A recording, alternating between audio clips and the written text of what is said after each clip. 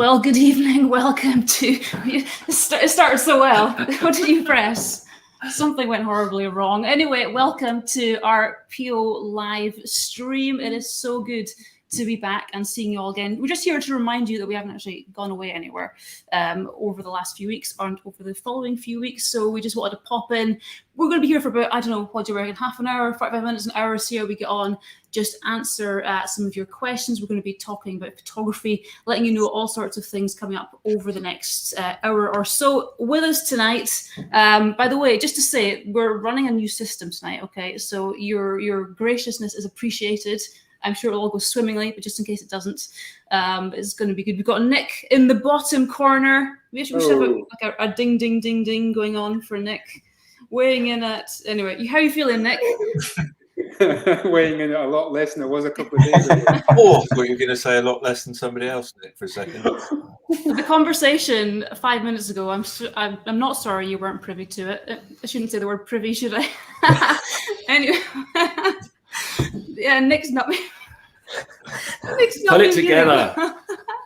Oh, it's all going so well. Anyway, Nick's here, and we're glad that he's.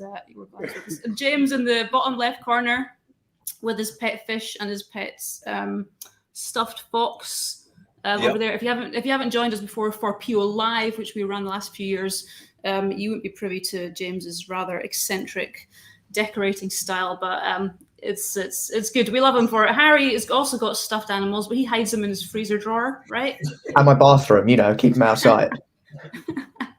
It's a lovely bunch. Of course, Marcus here, he's donned his invisibility uniform, which he likes to put on for our live events, just to kind of blend into the background. You're looking a bit taller than usual. What's going on? Okay, so right, okay. I'm standing on one of these. Because I have to. Because otherwise the height, it's not making that much difference, is it, to be honest? Marcus is like, it's not going to crush. It's making about 4 inches difference, okay, and as we know, that's a big difference. It helps me. So anyway, it is very good to be with you. Seeing lots of you in the chat already. We're going to be taking questions throughout the next hour or so. Feel free to put them into the chat at any point. There is a little bit of a delay just before it comes to us, so if we don't answer straight away, that is the reason why. But it's so good to see everybody pouring in there. We really have missed you. We've missed it. It's always a mad when we're trying to get the show out every couple of weeks, but actually pausing for it's only been about 6 weeks. Yeah, but it's just as well we did, because I've been flat out. You have been flat out, yeah. But which isn't to say that we haven't been working hard on PO Live as well. And we'll let you know over the next hour or so just what exactly we have been up to, and all the plans kind of for the year and stuff like that. So anyway, we've got various things we want to kind of go across besides questions and answers and stuff, including what we have been up to. And the first thing, if I can get this to work right, I'm going to let Marcus talk about this. We've been off to, we're running trips. Obviously, we ran trips last year and the year before. It's something that we do as a team anyway, besides trying to make time for photography online. So all that's obviously carried on. And the first trip of this year, we didn't have the hurricane conditions we had last year, which was a plus. No, we did 2 trips, and the first trip definitely got their fair share of the bad weather compared to the second trip. But that's just down to the luck of the gods, as it were. But this is mostly photos from the second trip, where they actually got some good light. So it's not to say that the people on the first trip didn't get good shots, but they just didn't really get any light. But we had a good time there. So we ran a couple of trips there for 3 nights each. And it's just a lighthouse that's on its own remote island. So it's just good to get away and become stranded for a few days with nothing but the company of a few other photographers. But it was good fun. It was, we'll be doing it again next year. So if you're interested in getting this silhouette picture, I have to say, is featured on every trip I think we've done so far at the lighthouse. So well, the thing is, as soon as I see people up there at sunrise, I always run down because I know that shot works. So it's just it's a nice framer. Yeah, it's good. I've been out. The team went out and did a recce just before we ran this trip, I think, a couple of years ago, and it's a small location, but it's one of those places that's got everything. There's so much you can do there for a couple of days. It's a really, really nice place to get away, and it's there's some nice pictures in there. This is what's she doing there? I need to ask. She's blocking the sun. She was listening to Harry. No, Harry had nothing to do. Harry didn't turn up on this workshop, which is why everyone got good shots of otters. no, she's shielding the sun from the lens so that you can see that the sun's glistening in the reflection of the lighthouse. So it almost looked like the light was on, even though it wasn't. But the sun's also shining straight down the barrel of the lens. So I was just telling her to make sure she put a shadow over the front of the lens because it reduces the chance of getting flare. So you can see the reflection on that one as well. And then, yeah, it's just a case of it. What's good about this is it really allows people to concentrate on their composition, because essentially, although there's more than the lighthouse to shoot there, as in generic views, and there's some wildlife as well. Because the lighthouse is the obvious focal point on the island, it's all about trying to find all the different viewpoints of one particular subject. And so normally when you're taking photos, when you're on a normal photo trip, you visit lots of different locations and you only turn up at one location for a limited amount of time. And so you never really get the opportunity to look at it from every single conceivable angle and at different times of day.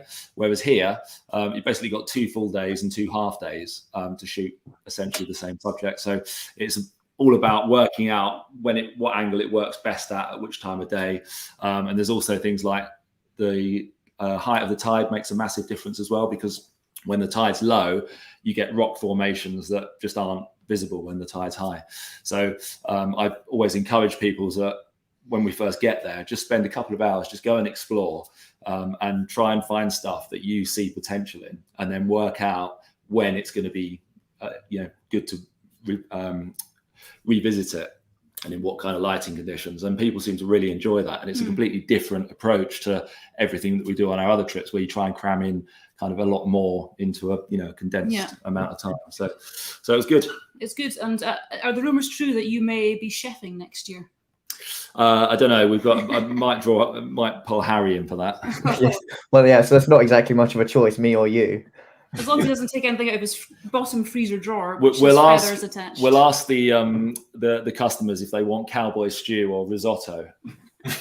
My cowboy stew is great. This is my risotto. I don't know if you're talking about me. Oh. As long as you don't make mac and cheese. Yeah, Can't it wasn't go wrong with that. my mac and cheese that made you ill, I promise. Well, speaking of other trips, last week, was it Yes, last week? yeah, it was last week. As in not the week just gone, but the week before. Yeah. That. I mean, another one of my favourite trips out to the Outer Hebrides. If you don't know Scotland, if you're tuning in from somewhere else, an island further out from Skye, basically. And we go in winter and get usually pretty epic conditions. You had pretty strong weather going on, didn't you, last week? Yeah, we did. We had some good conditions. I mean, it was a good mixture of conditions. We got a couple of days of bright sunny conditions, and then we got some really stormy conditions. So it's good when it mixes up like that, because it just means that you can go to different locations which work better in various conditions. When it's sunny all the time, then it's great to be out in, but sometimes it's just not the best for photography. Now, you had obviously a mixture of people. This is the first time that we've taken people out and run a specific analog workshop as a part of the bigger workshop. How did that go? It went really well. I mean, I had four people, just me looking after 4 customers who came specifically just to shoot film, and we did it in partnership with Ilford. So everybody got some free Ilford film, but it was good because we went around and we shot things that, like, if you look at the right hand side here, where we got one of the customers shooting an old phone box. Now that's something that we've never gone to that location before, even though I know it exists. We've never gone to that location before to shoot it on a normal workshop, because it just doesn't really appeal to digital shooters. But for film shooters, it's a classic subject. It just works really well. So it was nice to visit some new locations which just seem to suit themselves to film more. So things like derelict houses, old abandoned cars in fields and tractors and stuff. So rather than, we did the big landscapes as well, but just trying to mix it up a little bit. So now, this is obviously something we don't see normally when people are going out and about. No. So that's on the left. That's customer Ravi. They're loading his film, ready to develop. This isn't Ravi's accommodations, I have to say. Yeah, we stay in a very nice lodge. That's but my at the end of the day, That's Harry's tent. yeah, you'd fit in that as well. At the end of every day, we came back, and whereas the digital group, they would go off and edit their shots on Lightroom, we were processing our film, so we'd load it into the developing tanks and then go into a room that we kind of took over where we had access to running water, and we developed everyone's film. So on the right there's John agitating his film there in the tank, but it was good because everyone seemed to really enjoy it, and it's a lot more hands-on. You know, there's a lot more processes in the workflow. So James, this is something that you obviously weren't involved in, but does this bring you back? Like 35 years ago, Ruth? Is that what you're suggesting? I think it is 35. Yeah, it does. Yeah, absolutely, it does. Both to my childhood being in a game room like that, and then my first job being in a lab. Yeah, basically. A game room. Sorry. Well, it is a game room. It is a game room. Most people wouldn't know that by just glancing at it. But anyway, an insight into James's why he's got stuffed foxes on his wall. Anyway, there's some other pictures just from the trip. Nice wave conditions, obviously, going down there. This is the digital crew, I think. This is a fun one. I thought I'd shove this one in. Harry, explain. Who hairiest? That's what we want to know. Well, we found these. There's a herd of Highland cows at the end of one of the roads on the Isle of Harris, which we always try and find, and they're not always in a photographic or photogenic position. So sometimes they're just tucked in next to a muddy car park. But this time when we found them, it was quite windy, a little bit wet, but they were positioned with the beach and sand and sky right behind them. So we were just standing pretty much on the road and had taken one or two steps off the road, and we could get in amongst the cows and photograph from relatively wide angle. And while I was lying photographing one, this calf just trotted over and pushed its nose right into the camera. I've got a shot at 16 mil, and the whole sort of just nose of the cow is taking up the camera. It was hilarious. And while that one was doing that, the one behind came over and started to nibble on my shoelaces. So I was starting to get a little nervous then that they were sort of accepting me into the herd a bit too much. Excellent. I've got a sort of question here from who we've got. JDC Overland. I'm just going to pop it up on screen. Marcus, have you shot any Ilford Pan F? We did have a couple of rolls out there. I didn't shoot it personally because a lot of the time it was really quite windy, and so even when using a tripod, you're still getting vibration on the camera. So we tended to be shooting more, ISO 400 films rather than ISO 50. But we did shoot a couple of rolls of it when the winds calmed down a little bit. Speaking of when the winds are high, look, back in the lodge. Is this Nick? Did you take this? I did, yeah. Nice arty behind the scenes shots of what they get up to. This is probably the digital crew while the analog crew are busy in the game room. Yeah, doing their thing. Yeah, this is the games room. We were in the game room.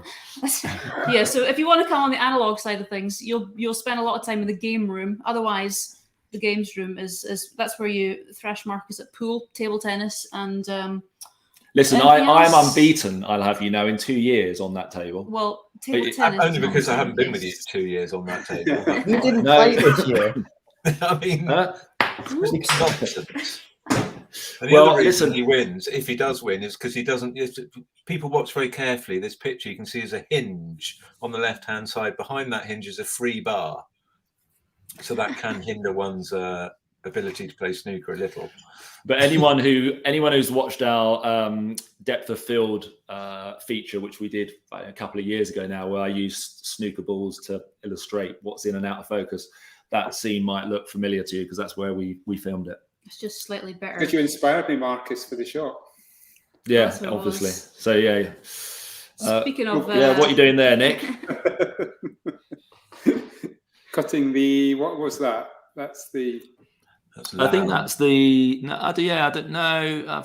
Not the pork. I don't know. I think that might be venison, actually. This must be the venison. Yeah. Oh yeah, the first night. Yeah. Yeah. Anyway, there's lots of. I mean, if you go to this place, the meals are epic. I don't think anybody loses weight when they're out there. I think that's impossible. I think that's absolutely impossible. It's like a Sunday lunch, every lunch, but it's fantastic. And this is my personal favourite, which Marcus was very kind to send me on day 2. There's 2 things that Ruth loves. One is millionaire shortbread, but this particular one that's homemade at the lodge. And the other one is Luskintyre Beach. So I sent her that from my phone just to make her jealous, basically. It was well, a nice very wet somebody day got on to enjoy Sky. the shortbread because you ate it all. Well, I mean, it's a free Each day free he for walked all. into the kitchen. We'd all be making sandwiches and savoury stuff, and he wouldn't make a sandwich. He just walked in, grabbed a plastic bag, and filled it up with, I'm not kidding you, probably about 10 pieces of short. It's amazing his teeth are still intact. Shall I tell you the true version, Harry? When I walked into the kitchen, everybody else was making their sandwiches. So I thought, okay, be economical here.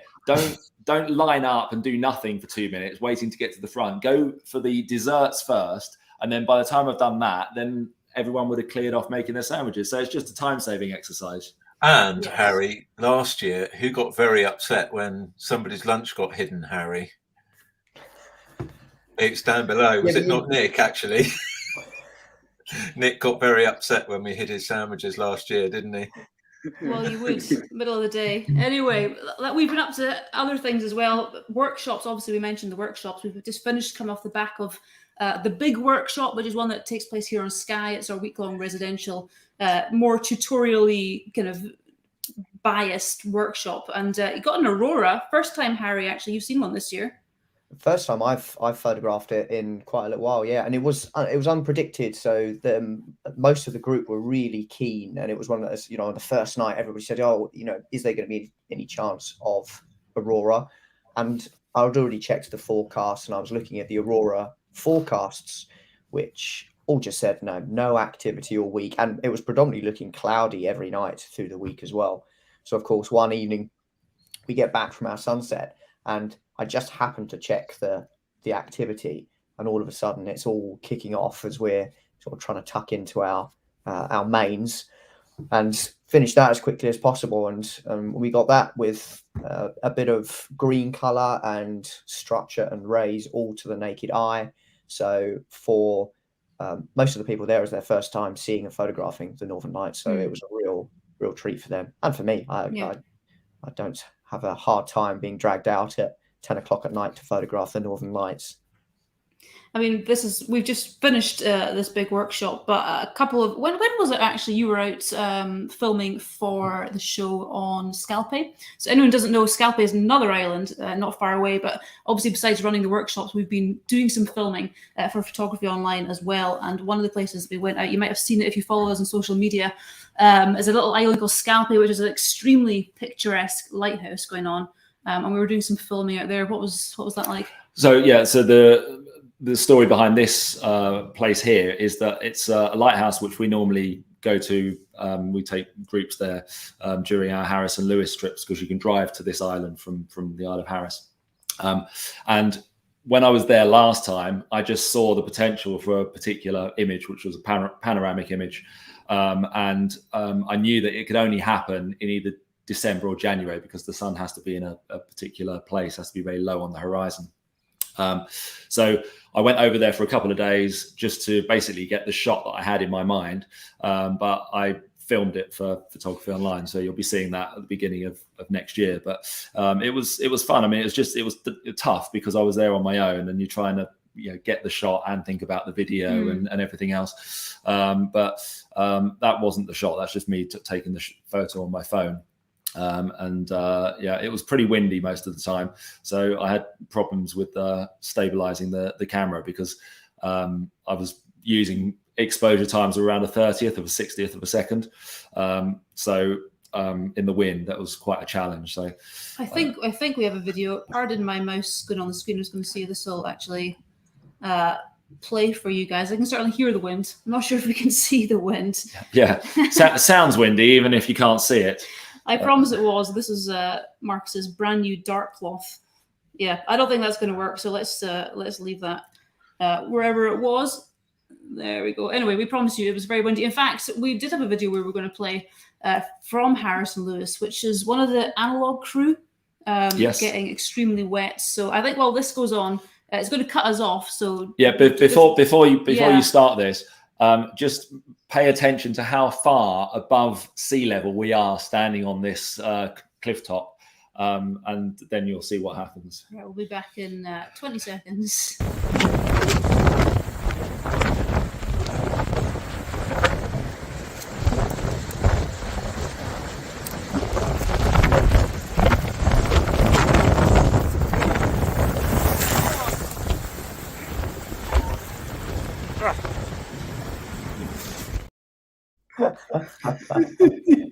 Yeah, there was a lot of very wet cameras, and you might have noticed I was actually changing film at the time, and there was a Hasselblad that got a complete dunking, and I was trying to load film, and the water came all over my shoulders, and the film just turned to paper mache.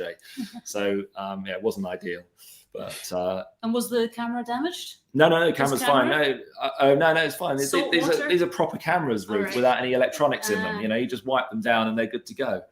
All right. Well, from waves and landscapes and all the rest of it, something else we've been filming for Location Discovered that in our new show, which is going to come out next year. This is I haven't popped it on. Let me just pop it on there.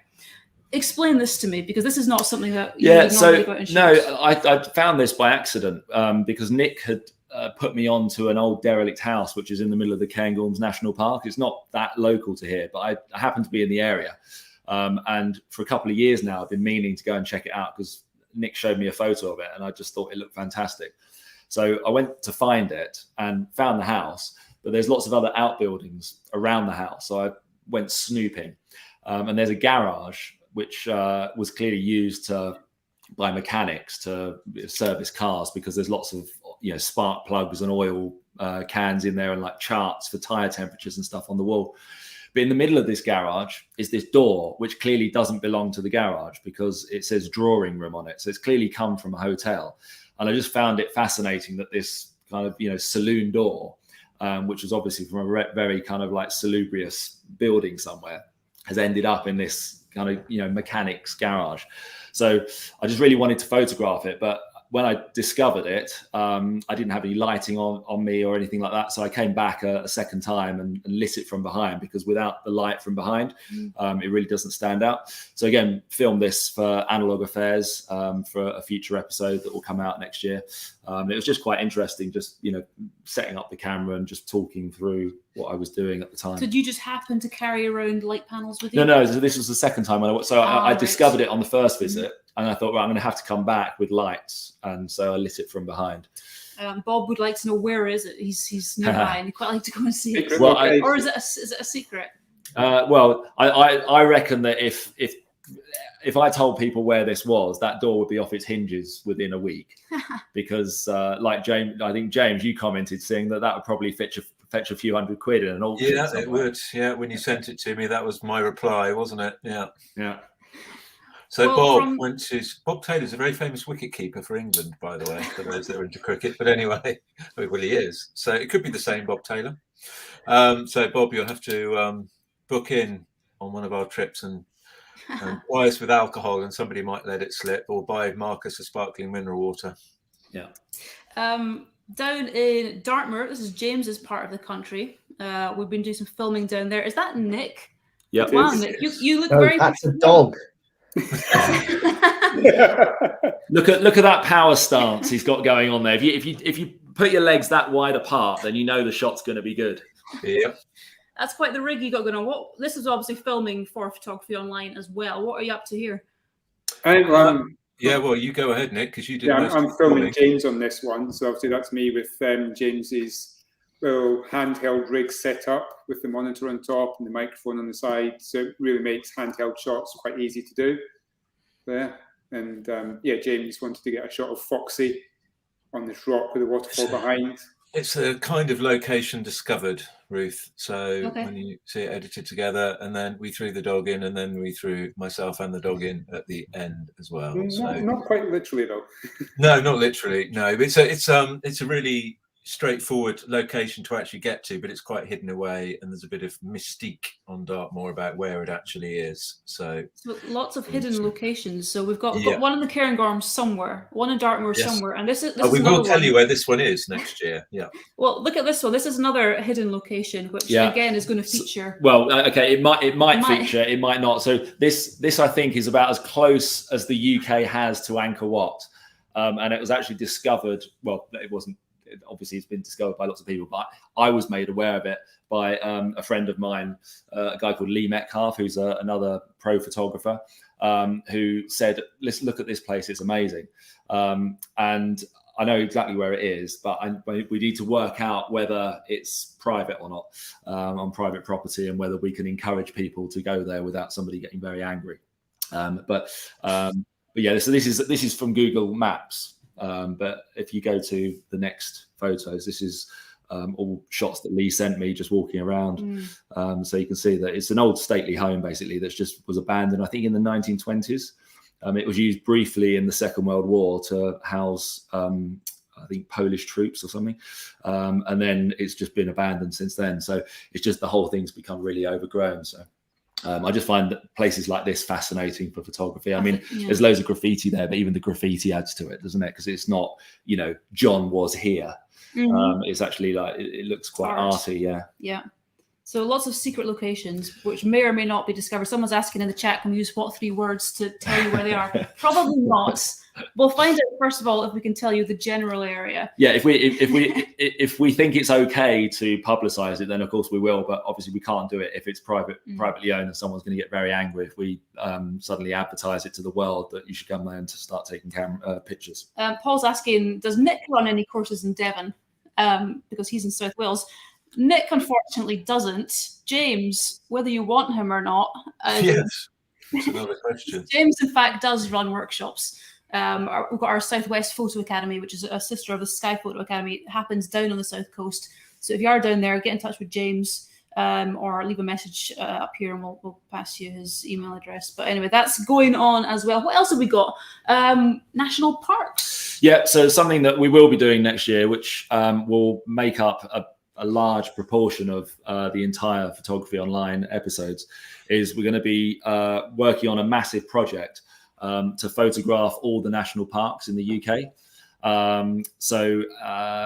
We'll be on tour at some point in the next couple of months, basically filming that. But it's you set the challenge for us, so we're going to wait and see if we can actually achieve it or not. It's quite ambitious. Yes. There may or may not be a camper van involved. There will be a camper van involved. There definitely will be a camper van involved because I'm not sleeping in a tent. Well, yes, or the back of your vehicle. Anyway, so that's happening, hopefully, in the next few months. Tell me about Project RBG, because it sounds very KGB kind of style. Well, RGB, red, blue, and green. Right, okay, you wrote that wrong. Yeah, that's true. It's something that myself, Nick, and Harry are working on, and we're just going to concentrate. We're just going to pick a color each. So, Harry might be red, I might be green, Nick might be blue, but we'll roll a dice for it probably, and then we'll just go out and we can only photograph subjects of that particular color, and then we're going to put them all together in a montage and make blocks of color. I can see Harry trying to figure out what color he wants to be. As soon as you said that, green, Harry. I was going to say red. Look, red. Yeah. Is that red? That's brown, Harry. That's brown. It's maroon. It's maroon. So that's Project RGB, and then we'll also another thing that you'll see next year is there's a camera. It's a film camera, but it's a very iconic camera. It's called the Hasselblad X-Pan, and it's a 35mm camera. But it's unique in that it used to switch between normal 35mm frames and basically double frame. So it gives you a panoramic shot, so a double frame on 35mm. Now, these cameras, they don't make them anymore. They haven't made them for a while. And for some reason, and I haven't worked out why, the price of them has just gone, it's just gone astronomically high. So back in the day when you bought one new, I think they were about £2,000, which was expensive, obviously, anyway. But now, if you look on eBay, one in good condition, you're potentially going to have to pay $10,000 for something that's old technology. And at the end of the day, it's a 35mm film camera, and it's full of electronics. That's the other thing. So it's when you look at this camera, you can tell it's from like the late 1990s. Just because of the LCD display and everything, and it winds the film on automatically. So there's lots that can potentially go wrong with these cameras. So if you are going to buy one, then just bear that in mind, because if it goes wrong, good luck trying to find someone to fix that, because they don't support it anymore. And if you can't afford one, Paul in the chat does sell pin badges of the X-Pan, which is right. But anyway, the feature that we're going to be doing is showing you how you can get everything that the X-Pan gives you, but at a fraction of the cost. And we're talking about, if you're going to have to pay £10,000 for an X-Pan, we're talking about a 20th of the cost, and you'll get exactly the same results. So, Well, one to look Did forward we to. not at one point, Marcus, have, I think, 3 or maybe even 4 X-Pans at one point, and we didn't keep them all? I seem to remember there was definitely 3. well, we used to. I mean, I used to. I was given one by Hasselblad back in the day, but that's a long story. I haven't got time to go into that. No, but yeah, there were a few knocking around. I know. Yeah. I know, and a shame I haven't still got them. Yeah, that's because I could be making quite a bit of money there. Macro. Yeah, macro is something. Can you please? You must have really funny ears because this keeps falling out. It's right. Okay. I thought you taped it in. Technology. Yeah, macro. You've drawn the straw for that one, Nick. To do a macro feature. I think it's going to involve tadpoles, is it not? Yes, it was James's idea. Because I have had my macro lens for well over a year now and I haven't really utilised it yet, and it's something that I wanted to do more with. And James come up with this cool idea of photographing, or one part of the feature will be photographing tadpoles come springtime. So we'll get Harry involved, hopefully, find me some tadpole spawn. Can you promise that, Harry? Because you did WhatsApp me and said, I promised to find tadpoles. But then again, you say the same thing about otters. That must have been autocorrect, yeah. Well, the thing is, he actually said that about the weather last week and it never happened. So it won't be raining. So, Harry, that zoology degree is going to come in handy soon when you've got to go out and find some tadpoles. Yeah. I mean, that money. You knew that one day you were going to have to rely on it. But that macro's one of those topics that we get asked about probably more than anything else. When are you going to do a feature on macro? And we actually did one during lockdown, but it was on what we used to call a mid-month show. And they only lasted, we only kept them live for a couple of months, didn't we? And then we deleted them. So that's since been deleted. So if you start looking through the archives for it, you won't find it anymore. So it's about time that we did another one. But yeah, Nick's the only one with a macro lens, really. So yeah. But you're very enthusiastic. He's got some pretty cool ideas, haven't you, Nick? So it's going to hopefully, we're not sure when, it might be a 2-parter, it might be a one-parter, but it's a sort of spring through to autumn. So look out for that. I don't know. At the end of next year, I guess, which seems a long way away at the moment, but it will come around quickly. And those tadpoles, Harry, when anyone wants to get them, when are they about? Soon, I think. What are we in? It should be, I don't know, another 5 or 6 weeks, I reckon, until we can. Another 5 or 6 weeks, yeah. Yeah, it's normally April up here. Slightly earlier down south, yeah. Prizes. Yes. Prizes coming up at the beginning of next year. So basically when we relaunch the show, we're going to be giving away a pretty big prize. Biggest prize we'll ever given away. We've ever will. Who knows? Probably get bigger than this. But basically, we're going to be giving away a prize with several things in it. But the main feature of it is a week up on Skye for up to 6 people in a log cabin in a. So you have to have 5 friends, Ruth. You need 5 friends. This is not a possibility. No, you can take your family up. You can come on your own, whatever. But basically, this beautiful log cabin can actually sleep 6 people. And I mean, January, I can't remember what time of year it is actually, but winter? It will be over the winter time, yeah. So you'll have a window of time when you can take it, but it's up to you. But there'll only be one winner, but that one winner can either choose to bring their family with them or bring a few friends. So as we said, what view does it have, Marcus? Tell us the view. It's a pretty spectacular view over to the Cooling Mountains. So hopefully they'll be snow-capped.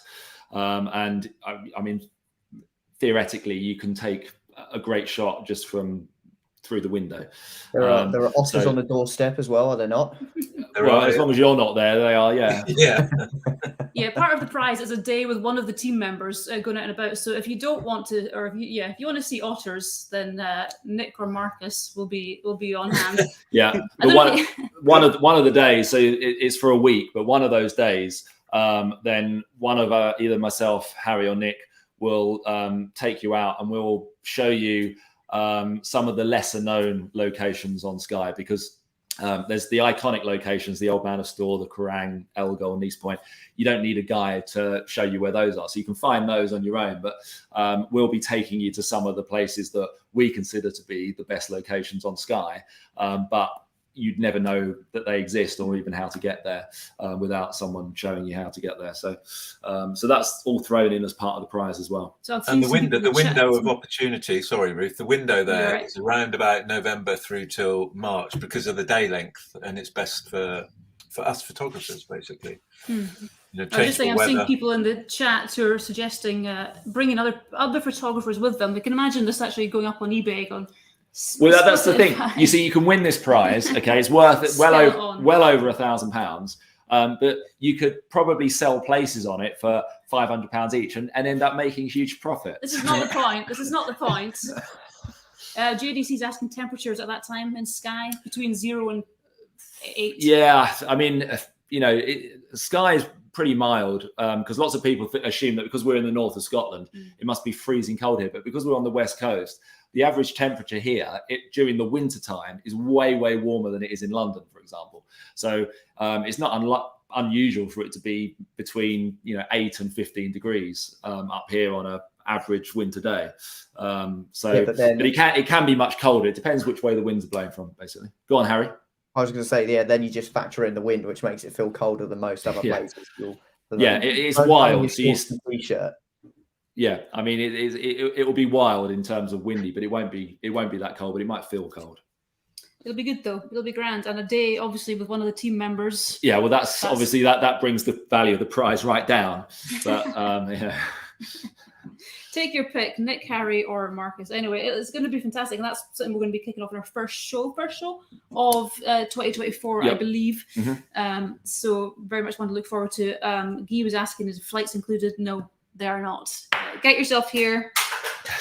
Yeah, I'll carry on while you go and pick up your earpiece. Carry on. Ruth Q&A. has very large ears, so they fall out. It's a Hebridean thing. Oh, these are the live bloopers that someone was mentioning earlier. I was going to tape it to my face, but that wasn't working either. Anyway, if you want to ask us any questions, people have been asking in the chat already. Feel free to do that. I'm just seeing a couple here. We've got a generic one here from Stephen. Let's just ask all of you guys this. Has anybody ever upgraded a camera and been disappointed? He said he upgraded one of his Fuji cameras. James? Oh, blimey.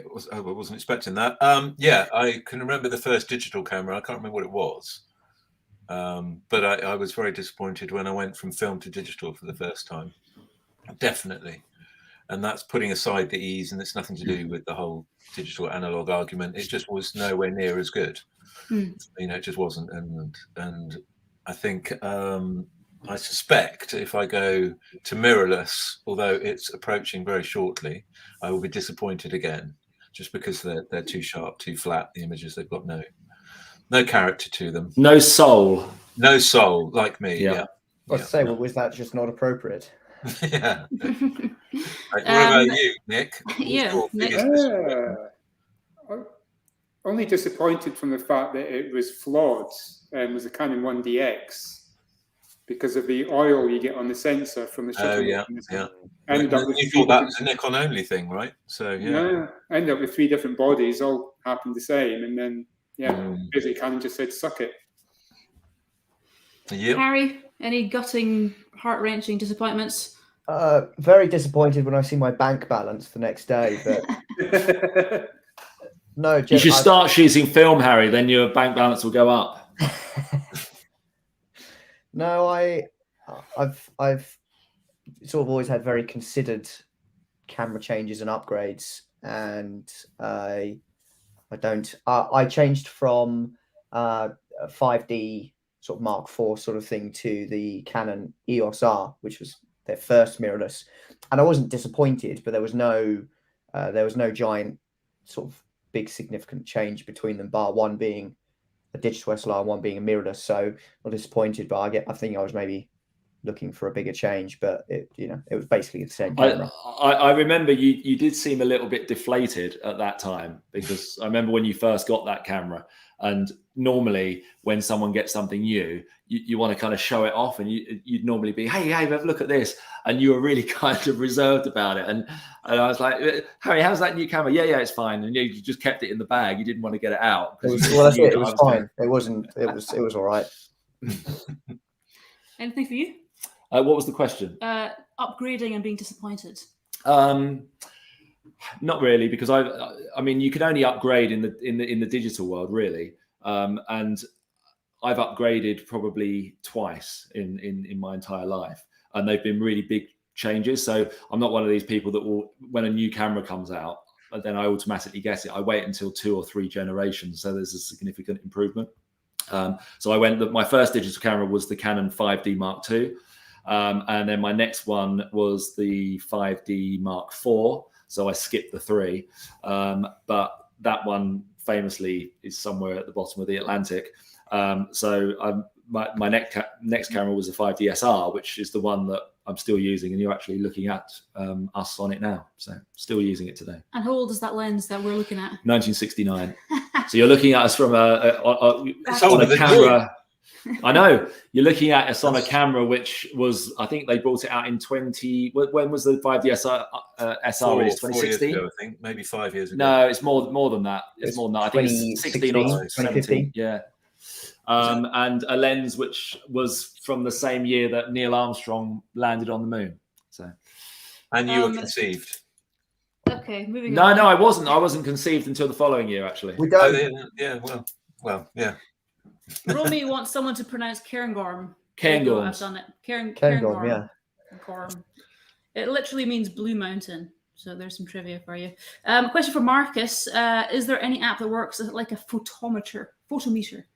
As in a light meter? I'm guessing so, yes. Yeah, I've got one actually on my phone. I don't use it much because I always use a light meter, but it does work very accurately. And it's called My Light Meter. So if you look that up in the App Store, I think you have to pay for it, but it's not a lot of money. It's like £2 or £3 or something like that. And there's a pro version as well. But when I've tested it, it has always seemed pretty accurate. But the reason I don't use it is because I just don't find it that fun to use it. Whereas I enjoy using my proper light meter. So, and obviously there's no spot meter on it. It's just analyzing the scene in general. So you can't get that accurate with it. But for general analyzing, it does seem that it gives an accurate reading. So yes is the answer. All right, well, there's a few more questions in, but we'll come back to them in a few moments' time. We're going to talk about a topic which, when we were kind of going through this, caused quite a lot of animated discussion, shall we say, between the guys. Let me put, is this the right thing I'm putting up? Yes, I think it is here. Yeah. Standard. Oh, you've gone and done the chart. Sorry. Myths. Marcus likes to be known as the Mythbuster. The Mythbuster. Yeah. No, he likes to be right. Well, that's true as well.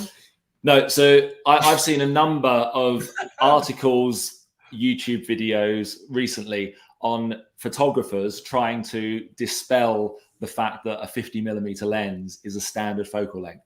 And I sit there with my head in my hands because they're completely missing the point.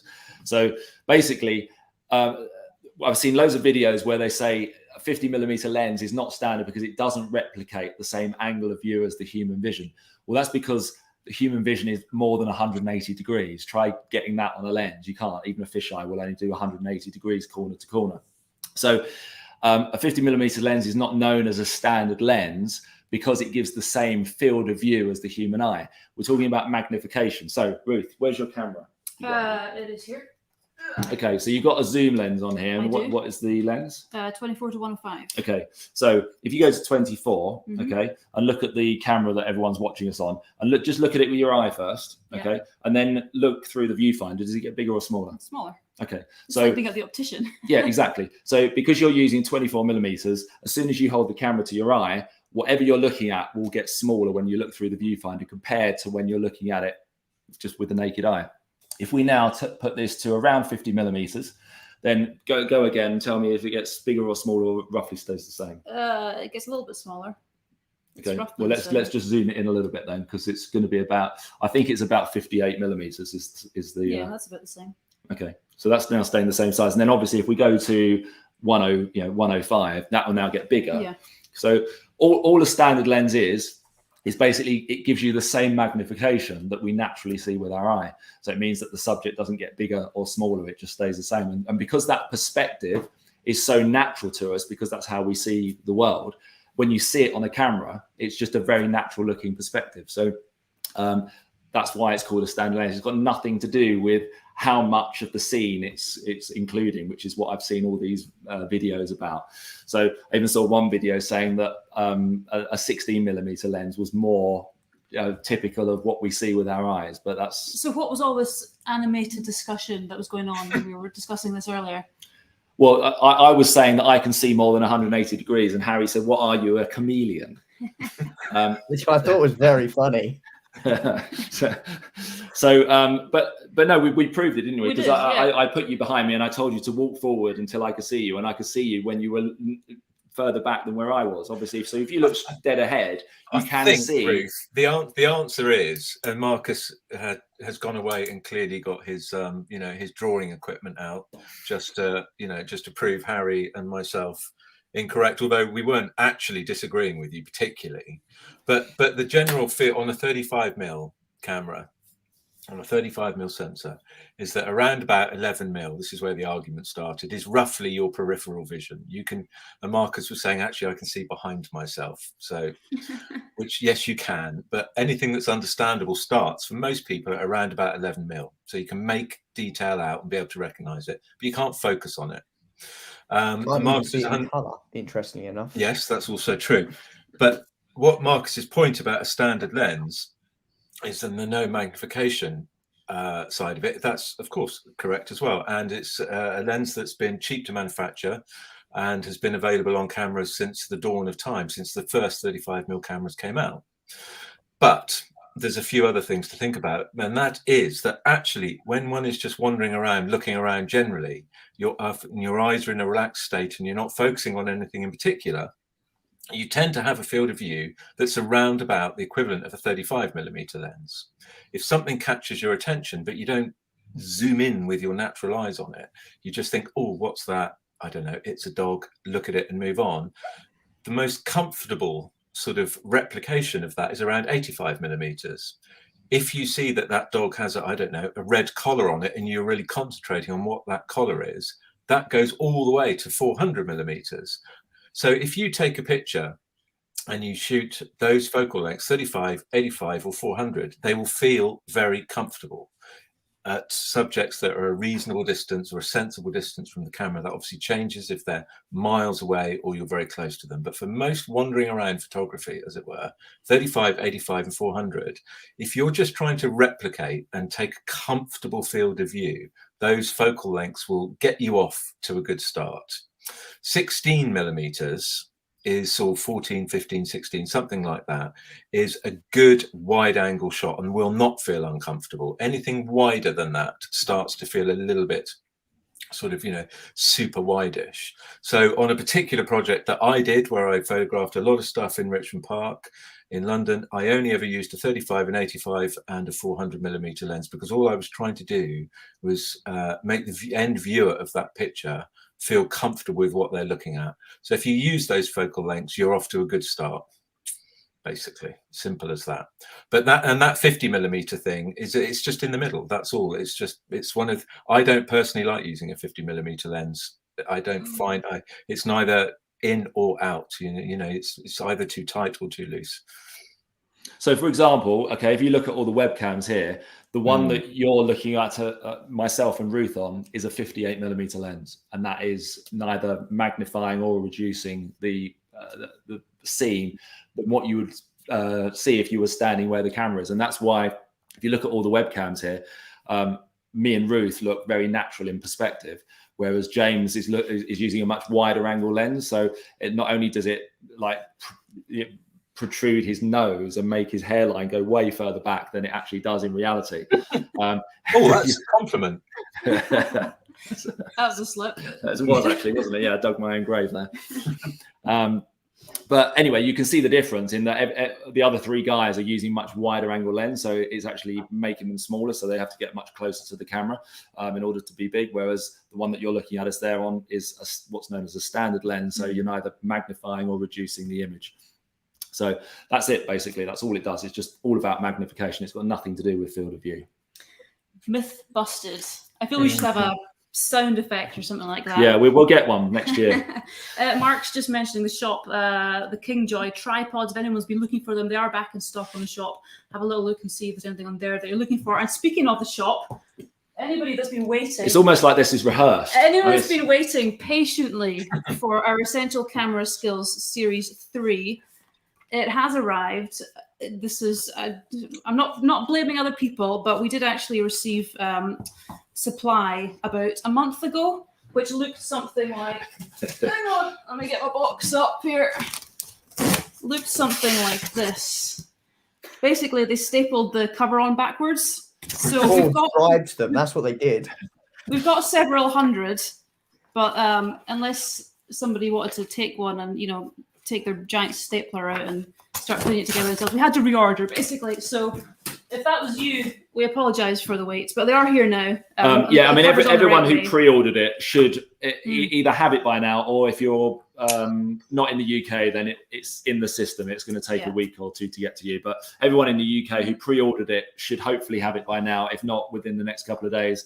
But we've got loads of them now. So if you got series 1 and 2, and you want the third and final one to complete the series, then you can order that now from the shop. Yeah. If you haven't got any of them, you can order them all.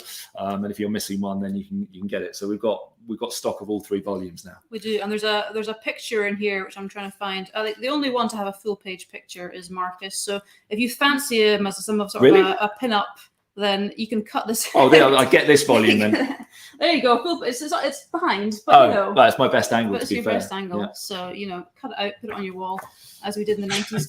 And the magazine is also out. This is our annual magazine, which we release as part of MC2 Photography, which is kind of the greater name behind Photography Online and all the workshops and stuff that we do. So this has got all of our trips in it that we run through the year. If it's something you're interested in having a look at, there's lots of information in there. There's some random bits and pieces, some really good articles as well that the guys have written.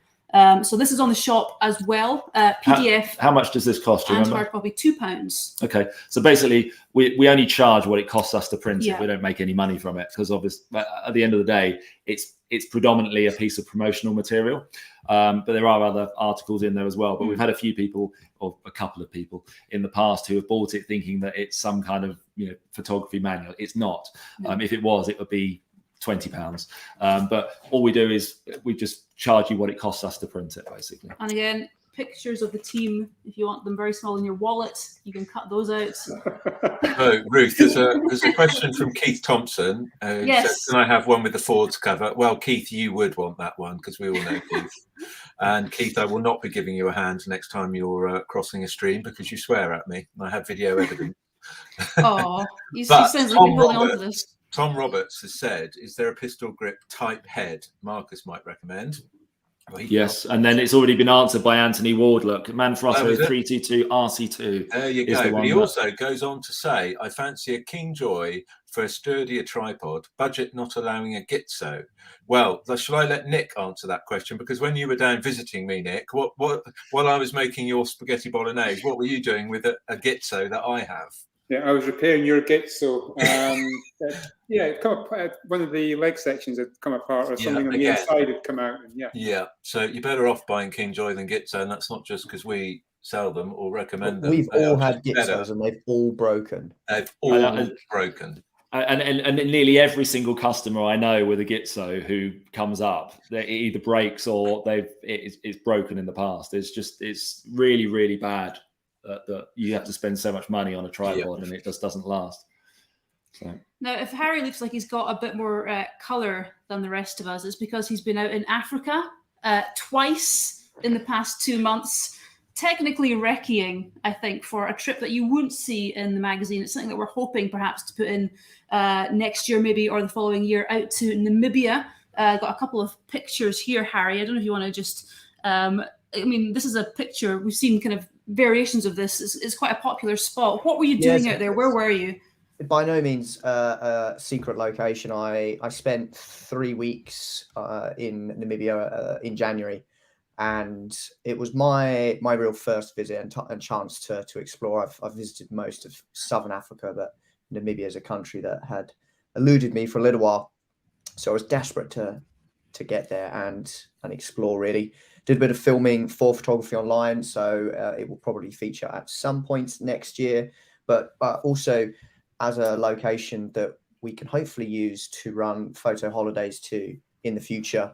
And so far, our selection of photography holidays has always been places that either we've lived, we have worked extensively, we know people there, and we're starting to run out of those places. We lead quite a variety of trips, and Africa is somewhere that is quite dear to both James and myself, and so I'm sure James will be wanting to pop along with this trip if I decide to invite him.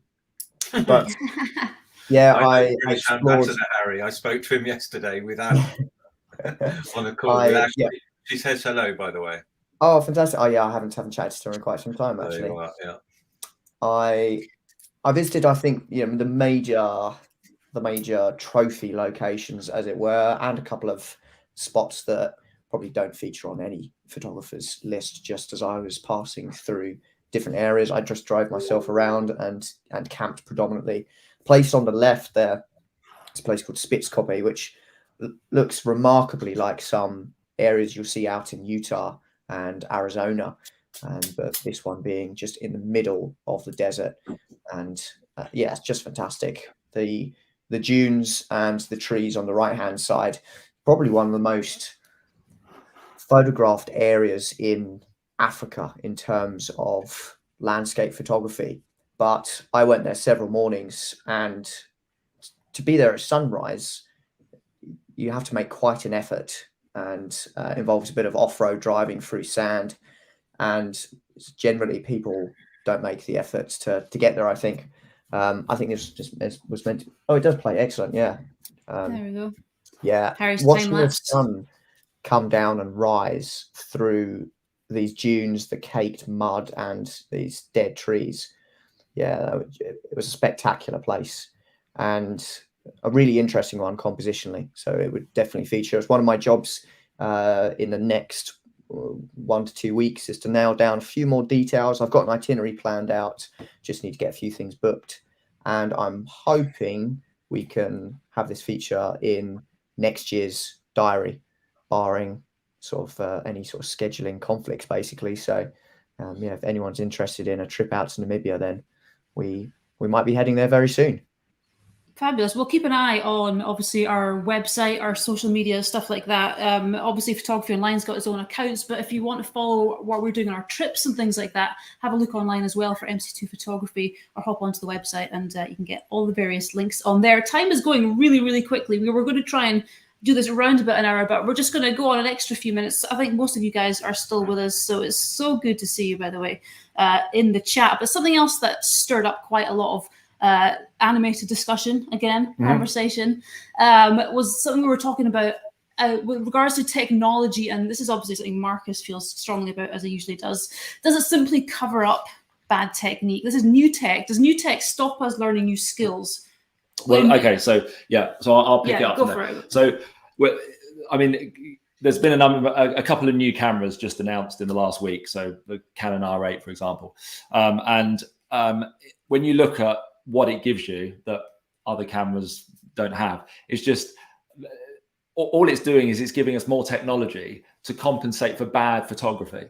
So when you look at, we've got the thing. So okay, 40 frames per second.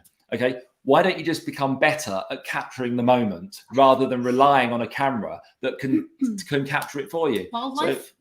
So, I get it, but you don't need 40 frames per second. And I think, am I right in saying, Harry, I don't know if you know, but has it got something called pre-photo where it's constantly taking photos and then dumping them? And then when you press the button, it keeps the previous kind of like couple of seconds worth of photos. Yeah, I mean, it's something that's been in Olympus cameras for about 8 years. Okay, so what we're actually saying is that you've completely cocked up, you've missed the shot, but yet the camera has saved your ass, and so it doesn't encourage you to become a better photographer, because you know that you've always got that safety net there. So we've got, what else have we got? So this is the R8. This is what we were going to talk about. So it's got HDR mode for when you're not good enough to understand light. and get the exposure right in a tricky situation. So I know I just turn to technology and turn the HDR mode on, and then that's job solved. It doesn't teach you to become a better photographer. And I just think that, I mean, what's your guys' opinion on this? Because it just, all I do is I see basic photography skills just being lost to technology. And if one day there's a, what do you call those, that big explosion which destroys all circuitry? Or an electromagnetic pulse or something. That's the one. If there's one of those in the future, right? I don't think photography is going to be the sort of up there in our worries if that happens. No. But I'm just going to say that everyone's just going to be wandering around going, "Well, I don't know. I can't do exposure anymore, and I can't focus." I mean, you know, auto ifocus. So the new Canon's got. You have to tell it what you're taking a photo of, whether it's a horse, a cat, or a dog. For goodness sake, I mean. Can you not just look and be a photographer and go, oh, look, that's my subject, focus on it, bang, done, rather than tell the camera, right, what am I taking a photo of? Oh, it's a car. Okay, right. Well, then now you know what to focus on. Just get it right in the first place. Over to you. Well, I mean, as per usual, I partially disagree. I think you always need basic skills, and you should never forget the basics of exposure and all the rest of it. But if there's an element of technicality that can be overcome for the people, not everyone has got the time to indulge and put into mastering a particular skill, do they? They want to be able to go out on a weekend and shoot with a camera and not worry, and then feel really disappointed that they've cocked it up. So if there's that element of technicality that can sort some aspect of photography for them, whatever it might be, and I don't agree with an advanced HDR option and all the rest of it, but we should only see creativity increase. If there are elements where we can shut off that technical part of the brain, we can now take more creative images, we can push the boundaries of what might be possible, we can take images that we couldn't have taken 10 years ago, then I think it's a double-edged sword, and I think it's one that we can't fight it. Well, you're trying your darndest to fight it, but it's not going to work. So the technology is always going to be there. Okay, but look at these shelves behind us. Okay, we've got some of the world's most iconic cameras on these shelves. We've got the Fuji GX617. And what do? They sit on the shelf most of the time. No. They all of these cameras are used on a regular basis. Okay, I mean largely for the show. That's what Photography Online is good for. Is it gives me a reason to get out with all these cameras. But this camera here, it has no technology in it. You give this to somebody who's new to photography and has only ever used the Sony AR7 400, whatever it is, and then they're just going to go, where's the on button? Because it doesn't do anything. Enjoy it, are they? No, but because they don't have the skills. That's that's my whole point. I don't see it as bad. Like that's bad to you because you're a professional, but not everyone's going to be a professional, are they? No, but it doesn't. Let's take an example from our big workshop last week. We had someone along that wasn't a dedicated photographer. She would pick it up every so often. She came out with us to photograph some eagles on the boat. She's never really done much wildlife photography, and Dave's just popped this in the comments, which is what sparked my memory.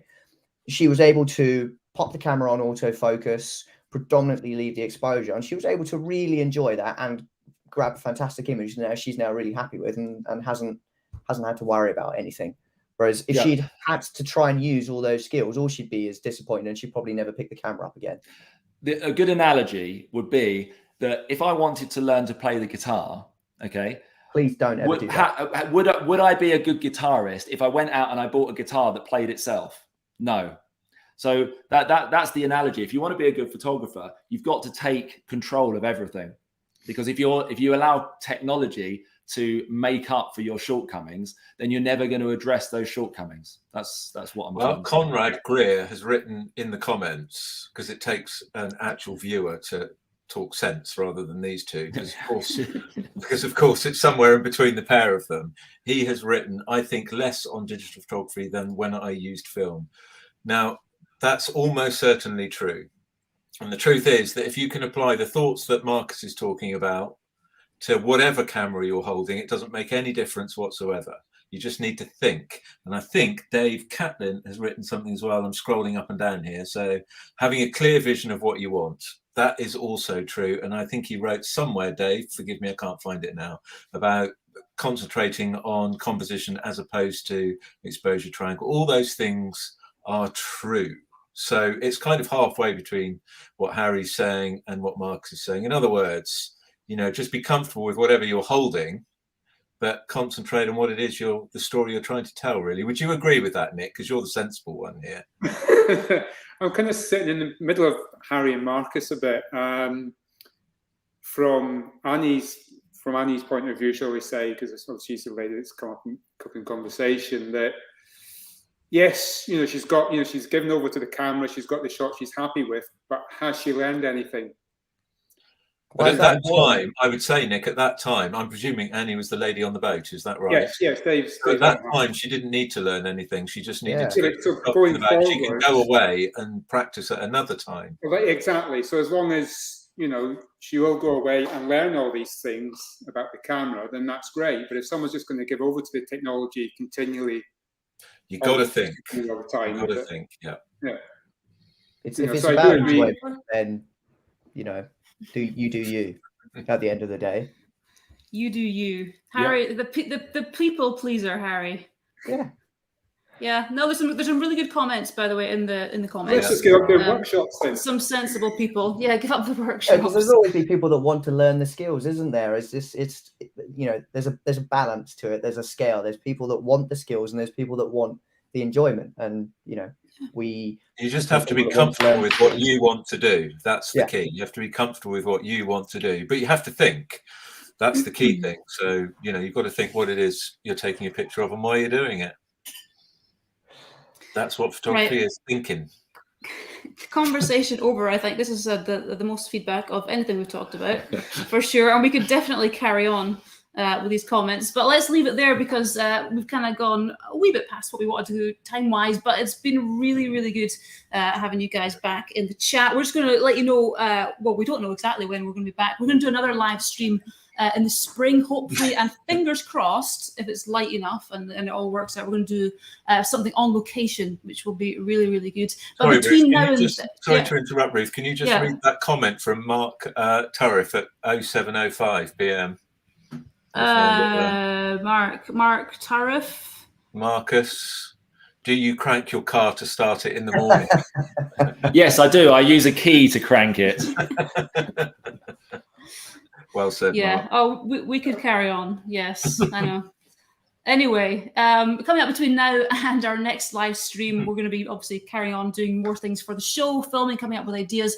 We've got more workshops that we're going to be doing as well. We're going out, James and I are going out to, and Nick actually, to Harrison Lewis in a couple of weeks' time, which will 1 week's time. Next weekend. Yeah, next weekend. Next weekend. You're coming, Ruth? I know. Are you happy? Yes. Yes. Yeah. Well done, Nick. It's going to be. Yeah, thanks. So that's happening. There's still one place. So if you want to join Ruth, Harry, not Harry, no, Ruth, James, and Nick out on Harrison Lewis to pretty much replicate some of the stuff that we showed you earlier on in the show, then there's still one space available if anyone wants to jump on that. That's not my space, is it? No, it's definitely not your space, but whoever it is going to have to share a room with James. Yeah, so there'll be a space available for a little while. Joking, by the way, you get your own room. Yeah, you do. It's a gorgeous. No, I'm in the servants' quarters, aren't I? So you are, yes. You're up the back stairs behind the kitchen, as I recall. Yeah, all right. Shh. Sorry, give that away. Anyway, so we're out to Lewis next weekend. We've got Utah coming up in the USA end of April. Nick, I think you're out on that one. Is that right? Yes. Yeah, Nick and Adam, which is always fantastic. Ireland, we're going to be going to Ireland for the first time, actually. James, are you going out to Ireland? Mm-hmm. James owns most of Ireland, so of course he's going to be going. James. I mean, we've had this conversation many times on the live shows that we did last year. James claims to be Irish. He's got an Irish surname, but anyway, if you do go out to Ireland, you will get the entire backstory and just how much of the landmass he does own. No, on the subject of Ireland, it's the first time we've done it, but obviously I've done both recce trips that we've done there, and it's a really, really good trip in that it incorporates so many different aspects. So we spend a couple of days out on some remote islands, which are about as much like St Kilda as you can possibly get. So you can see pictures of them here on the screen. So if you've been to St Kilda with us before and you really love that, then you're going to really love this place because it's about as close as you can get. We're basically just concentrating on a section of the West Coast. So there's lots of different diversity there of sort of farmland, mountains. I think there's that's all you. That's all I've got there. Sorry, yeah, and then you've done Utah already. We've got Utah. We forgot to put that, but yeah. I mean, look at that. That's one of the best views I think there's anywhere in the world. By the way, that's from the top of Hunts Mesa in Monument Valley, which is one of the places where we camp overnight as part of the trip. So that's really good. Yeah. But the other thing I mentioned is I am doing a 2-day course in Laycock, which is in Wiltshire. So if you're based in the south of the UK, I think the dates are the 20th and 21st. It's a 2-day course. And then the 22nd and 23rd. So it's 2 back-to-back 2-day courses. So if you want to come on one of our courses and you live a long, long way away from Skye, then it's a great opportunity to go on one without having to travel too far. Yeah, I think that's about it. It is about we are, yeah. As I said, back in the spring. Take a Hopefully, deep breath. live show. I know, deep breath. Marcus is making. You promised dinner. Did I? Is that what the pizza in the oven is for? A couple of hours ago. Better go and get started on that then.